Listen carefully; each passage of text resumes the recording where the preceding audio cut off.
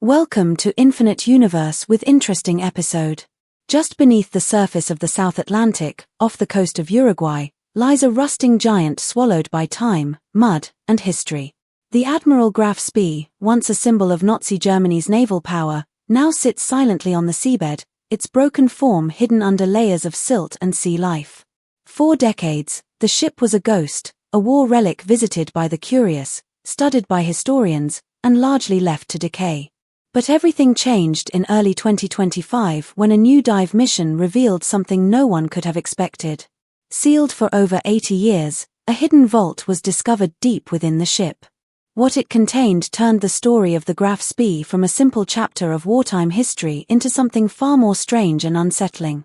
The Admiral Graf Spee was launched in 1934 and commissioned into the German Navy the following year.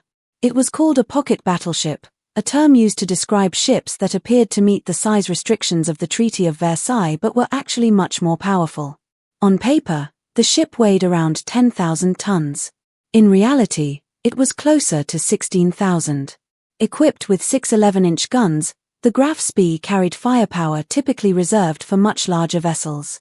Its diesel engines allowed it to reach speeds of nearly 29 knots, making it both faster than most battleships and better armed than most cruisers. It was designed with one thing in mind: to hunt. As World War II began in September 1939, the Graf Spee was deployed to the South Atlantic under the command of Captain Hans Langsdorff. Its mission was clear and brutal: act as a commerce raider. The ship was to intercept and sink Allied merchant vessels, disrupting supply lines and weakening the enemy's ability to fight. In this task, the Graf Spee excelled. Over just a few months, it sank 9 merchant ships, destroying more than 50,000 tons of cargo. Not a single crew member from those ships was killed. Langsdorff was known for his strict adherence to the rules of naval warfare, ensuring all captured sailors were treated humanely and placed aboard supply ships or transferred to neutral ports. But no predator goes unchallenged forever. In December 1939, 3 British warships tracked the Graf Spee off the coast of Uruguay. These were the heavy cruiser HMS Exeter and the light cruisers HMS Ajax and HMS Achilles. What followed was the Battle of the River Plate, the first major naval battle of World War II. The Graf Spee inflicted serious damage on all 3 British ships, crippling the Exeter and damaging the other 2. However, the German ship also sustained enough damage to make further combat risky. Langsdorff, realizing his ship could not continue fighting without repairs, steered it into the port of Montevideo. According to international law, a belligerent warship could only remain in a neutral port for 72 hours. While Langsdorff tried to buy time for repairs, British diplomats launched a campaign of deception. They spread misinformation suggesting a superior British fleet was waiting just outside the river to destroy the Graf Spee if it tried to escape. In reality, no such fleet existed. Langsdorff, believing the trap was real and unwilling to sacrifice his crew, made the fateful decision to scuttle the ship. On December 17, 1939, the Admiral Graf Spee was deliberately sunk by its own crew just outside Montevideo. Thousands of onlookers watched as explosives tore through the hull, sending plumes of fire and smoke into the air. Langsdorff, devastated but composed, later checked into a hotel in Buenos Aires. Wrapped in the German naval ensign, he took his own life with a pistol. In a letter, he wrote that he had acted in what he believed were the best interests of his crew and his country. For many years, parts of the Graf Spee remained visible above the waterline, especially during low tide. Tourists and locals would visit the site by boat, gazing at the twisted remnants of a ship that once terrorized the seas. But over time, the river began to claim the wreck. Mud and silt buried it inch by inch. Storms and currents dragged the remains deeper into the sediment. By the 1990s, only a few metal fragments could be seen, and even those vanished beneath the surface. The Graf Spee had become part of the riverbed, a silent tomb from a war-long past. Yet not everyone forgot about the ship. To many historians, naval experts, and conspiracy theorists, the Graf Spee was more than just a wreck. It was a mystery. Some believed it still held valuable technology. Others whispered about hidden compartments, secret documents, or even experimental weapons. These theories grew over the years, fueled by occasional dives and partial recoveries. In the early 1940s, British intelligence had shown great interest in the ship's advanced radar and fire control systems. Though the ship had been scuttled and damaged, some systems remained intact. British naval officers worked quietly with Uruguayan authorities to examine what they could. As the decades passed, stories about the Graf Spee faded into obscurity. Occasionally, someone would propose a new expedition or suggest that something had been missed, but these efforts often lacked funding or support. Then, in 2025, a new team of divers arrived with state-of-the-art equipment and a serious plan. Using advanced sonar, remote-operated vehicles, and sub-bottom imaging technology, they scanned the wreck like never before. What they found stunned them. Deep inside the decaying hull, beneath collapsed bulkheads and layers of river mud, was a sealed compartment. It was a vault, heavy and reinforced, built into the ship's structure in a way that had protected it for over 80 years. Carefully, the team removed the surrounding debris. The vault was covered in sediment, but still intact. They transported it to the surface and began the delicate process of opening it under secure conditions. The contents of the vault have not been fully revealed. Some reports suggest it contained highly classified documents from the Kriegsmarine, including experimental designs and communications that had never been seen before. Others claim it held physical objects that defied explanation, items that might not have been of earthly origin or that suggested unknown technologies. While these ideas sound far-fetched, the tight security around the recovery has only added to the speculation. International observers have become involved. Scientists, historians, intelligence agencies, and even representatives from Germany and Uruguay are now working together to examine the findings. Media access has been restricted, and those involved in the dive have been placed under strict confidentiality agreements. What began as a simple exploration of a sunken warship has turned into something much bigger. Some believe the vault's contents could change our understanding of World War II. Others suggest the find might have implications far beyond history, perhaps touching on fields like advanced physics, cryptography, or even extraterrestrial research. These claims have not been confirmed, but the intense secrecy surrounding the recovery has only fueled public curiosity. Governments have issued vague statements, promising transparency while revealing almost nothing. What is clear is that the Graf Spee is no longer just a rusting wreck. It is now a site of global interest. Salvage efforts have resumed under tight control, and divers continue to explore the remaining compartments. Special care is being taken to preserve any artifacts, and the wreck has been declared a protected historical site. The area is patrolled to prevent unauthorized access, and underwater cameras monitor the site around the clock. The story of the Graf Spee, long thought to be closed, is now very much alive. Questions that were buried with the ship in 1939 are rising to the surface. Why was the vault built so secretly? What exactly was stored there? Why did no wartime records mention it? And what will happen now that it has been found? As more discoveries are made, researchers are piecing together a new narrative. Some believe the vault was meant to survive the ship's destruction, possibly as an emergency cache of critical information. Others suggest it was built for a purpose no one yet understands. The documents found inside may offer clues, but interpreting them is proving difficult. They are written in Old German, using code words and symbols that don't match known formats. Cryptographers are working around the clock to decode the materials. There is also growing interest in the personal role of Captain Langsdorff. Did he know about the vault? Was he protecting its contents when he chose to scuttle the ship? His suicide note makes no mention of anything unusual, but some now wonder whether he carried secrets to the grave. His actions, once seen as purely honorable, are being re-examined in light of these discoveries. Meanwhile, the public watches and waits. News outlets around the world have picked up the story, though few concrete details have been released.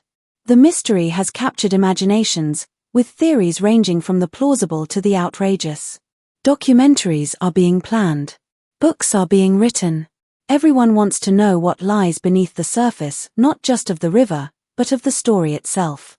In the quiet waters off Uruguay, the Graf Spee sleeps no more.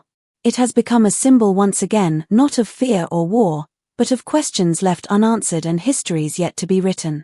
The ship that once struck terror into the hearts of Allied sailors now invites awe, wonder, and unease. It is a reminder that even after 8 decades, the past is not finished with us. It can still reach out, through steel and water, to change the present.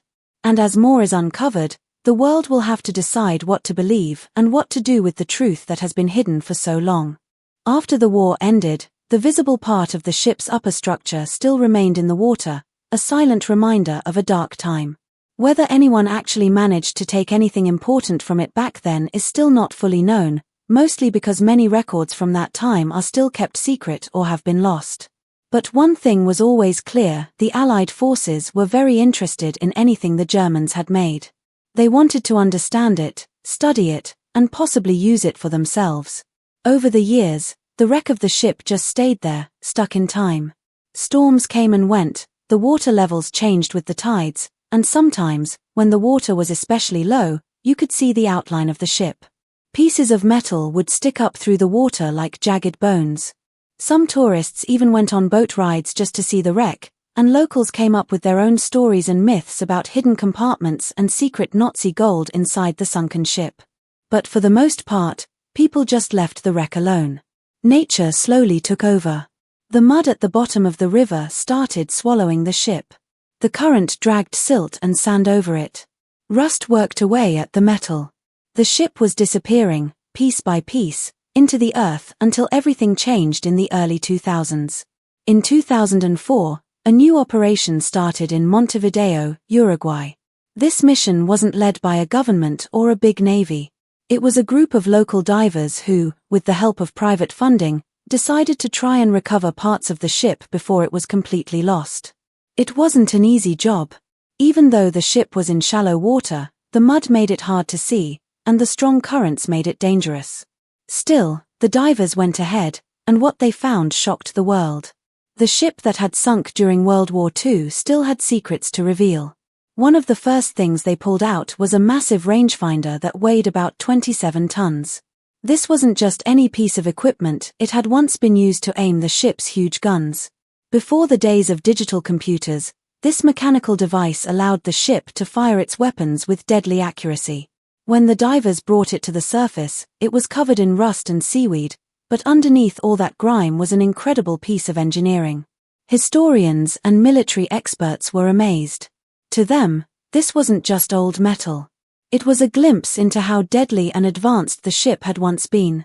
Later that same year, divers found something even more shocking: a giant bronze eagle holding a swastika, which had been the symbol of Nazi Germany.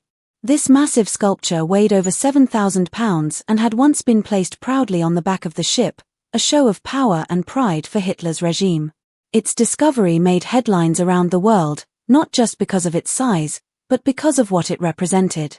Some people thought it was a valuable historical artifact that should be preserved. Others thought it was a hateful symbol that should be destroyed. The Uruguayan government suddenly found itself in a tough spot. What should they do with the eagle? Some people even suggested melting it down and turning it into a statue of a dove, a symbol of peace. That idea gained some support for a while, but then faced backlash. Many people believed that destroying such an item would mean erasing part of history. Eventually, the government decided not to destroy it. Instead, the eagle was placed in a secure storage facility. Every now and then, it returns to the news when there are legal fights or rumors about it being auctioned. Some still believe it should be placed in a museum with proper explanation. Others say it should never be displayed again. Beyond the eagle and the rangefinder, the divers recovered many smaller items from the wreck. These included shell casings, broken pieces of machinery, and even personal items that once belonged to the crew. There were tools used by sailors, dishes used by officers, and even a rusty old typewriter with its keys frozen in place. Each item, no matter how small, helped tell the story of what life was like aboard that ship. But even with all these finds, the divers and researchers knew that they were only scratching the surface. Some areas of the ship were still sealed shut. Others were buried so deep in the mud that no one could get to them. The parts of the ship that everyone was most curious about, the command center, the communication room, and the captain's quarters, were still out of reach. People began to wonder what else could be hidden inside. Were there secret files? Special technology? Maybe even personal logs or coded messages that were never sent? In early 2025, a new team arrived in Montevideo with one goal: to go deeper than anyone had ever gone before. This time, it wasn't just local divers. It was an international group made up of marine archaeologists, naval historians, and expert engineers. They had support from institutions in Germany, Uruguay, the UK, and a private history foundation from the United States. They called it a scientific excavation, not just a salvage mission. For Dr. Elena Koig, the lead archaeologist, this wasn't just a wreck, it was a sealed time capsule filled with secrets. The difference this time was the technology. Instead of just human divers with flashlights and cameras, they brought in small underwater robots.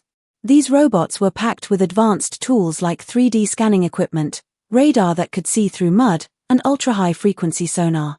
Some of the devices were no bigger than a suitcase, but they could go into tiny spaces and send back incredibly detailed images. For the first time, researchers could see what was inside parts of the ship that no one had ever reached. The scans amazed everyone. They showed that several rooms once believed to have collapsed were actually still intact. One area just behind the ship's conning tower caught the team's attention. Based on old blueprints and documents from German naval archives, they realized this section might have been a communications room or a private archive. No one had ever entered this room before, not during the war and not during the salvage efforts of the early 2000s. Dr. Elena and her team made it their top priority. Getting to that room wasn't easy. Over the years, the ship had shifted, and the metal inside had become twisted and fragile. To reach it safely, the team used a special robot named Kronos. It was custom-made to go into places where humans couldn't. It was controlled from a floating lab above the wreck site. On March 11, 2025, Kronos began its descent into the water. Mud and silt clouded the camera feed as the robot passed through the broken hull. It carefully moved past pieces of wreckage until it reached a rusty steel door. Only 2 bolts were still holding the door in place. Using its robotic arm, Kronos slowly removed the bolts. A hissing sound came out as pressure was released, and then the door opened. Inside, everything was covered in a grey, thick layer of sediment. But the room had survived. Some of the shelves were still standing. A desk sat in one corner, its legs rusted but the top still untouched. Then, the cameras picked up something incredible. A locked metal box, half buried in mud, hidden behind a cabinet. On the front of the box was the faint image of a black eagle and a barely visible serial number. The team couldn't believe it. This box had been carefully hidden, and no one expected to find something like this. They didn't try to open it underwater. The risk of damaging the contents was too high. Instead, they carefully marked the location and sealed the room with a protective barrier. Then they started planning how to go back and bring it up safely. News of the discovery leaked out, even though the team tried to stay quiet. On history forums and among archaeologists, rumors spread. Some believed the box held nothing but spare parts. Others thought it might contain secret documents, personal diaries, or even unbroken messages from World War II. Whatever was inside, one thing was clear: this part of the ship had remained untouched since 1939. It was a real piece of history, perfectly preserved. Eventually, the box was retrieved and opened in a clean, climate-controlled lab. What they found inside amazed even the most experienced historians. The room that held the box had stayed intact because it had been built with stronger walls and special sealing. It was meant to survive attacks and flooding, especially since the ship often operated alone, far from home. Inside the compartment were 3 large metal trunks. Their hinges were stuck, but the trunks were still sealed. When they were finally opened, they revealed a mix of materials never found together before. There were papers, secret messages, handwritten notebooks, and even special encryption machines. The papers were in shockingly good condition. They had been wrapped in cloth, sealed with wax, and placed in double metal sleeves. Some papers had official stamps showing they came from the highest levels of the German Navy. Others had handwritten notes from the officers on board. Some papers described how the ship avoided British ships, while others explained how they used neutral cargo ships to hide from radar. The encryption machines were smaller versions of the famous Enigma devices used by the Germans during the war. But these were different. They had unique settings made just for naval use, especially for sending messages between ships and submarines. For code experts, these machines were priceless. They even came with original instruction sheets showing how they were set up, which made them even more valuable. One of the most moving discoveries was a personal logbook found in a leather folder. It might have belonged to the ship's captain or one of his top officers. It didn't just talk about technical things, it described the feelings and doubts of the crew. One passage, written just before the ship's final battle, questioned whether their strategy would even work. It talked about how tired and isolated the crew felt, and how some of them didn't fully agree with orders from Germany's high command. For historians, this wasn't just information, it was emotion. These documents showed not just what happened, but how people felt about it. They revealed strategies and plans that were previously unknown, and they raised new questions. For example, it had long been believed that the ship operated with little contact with Berlin. But the messages showed the opposite. There was constant communication, updates about weather, enemy ships, and even political situations in South America. Some messages even mentioned other ships operating nearby, ships that we still haven't identified today. All the documents and machines are now being carefully studied, translated, and preserved. Only a small part has been made public so far, but already the findings are changing what we know about the war. Conferences are being planned. New papers are being written. A traveling museum exhibit is being discussed. And yet, the team is still careful. One of the lead members said, "We haven't just opened a vault inside a ship.